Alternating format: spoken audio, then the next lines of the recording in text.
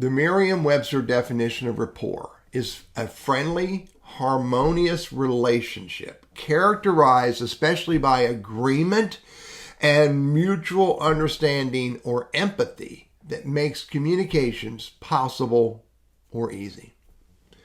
Last week I was talking with Deidre Allen, the founder and owner of Jenny May Residence Care in Thomasville, North Carolina.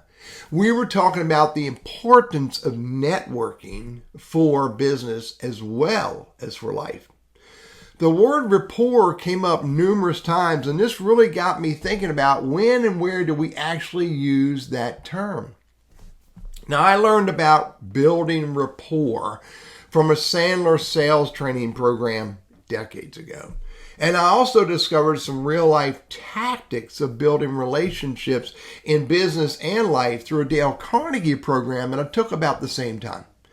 The benefits I got from these two programs was life-changing.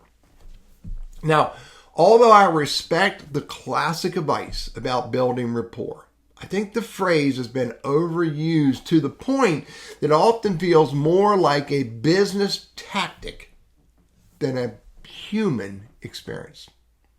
Now, instead of using the term rapport, I prefer to use the phrase get to know another human. When I meet someone new or I reconnect with someone after a certain amount of time apart, I want to learn their story. I want to understand their perspective. I want to create genuine, what I refer to as open conversations with the other human. Putting real human connection first by getting to know another human is how we open doors for business outcomes or career moves, if they are to happen, but they happen afterwards. So my request, challenge, call to action, I'm throwing down this challenge to you. It's really quite simple.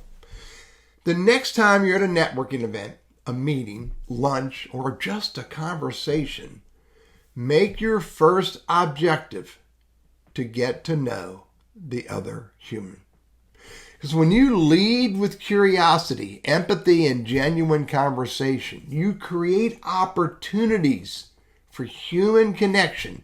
And the natural result of that is that doors can open for business and or career opportunities.